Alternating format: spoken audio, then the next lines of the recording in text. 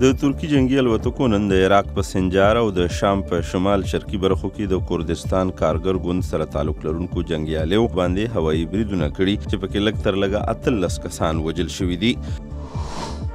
نن د فرانس په پیرس ښار کې د دغه هیواد ولسمشر فرانسوا هولنډ او د ولسمشرۍ د ټاکنو امیدوارانو میرین لی پن او امانویل ماکرون د هغه پولیس سرتیري زاویر جوګل د مړینې په وروستو مراسمو کې برخه واخیسته چې څو ورځې مخکې د یو مسلمان څخه د ریدي لخوا وژل شوی و.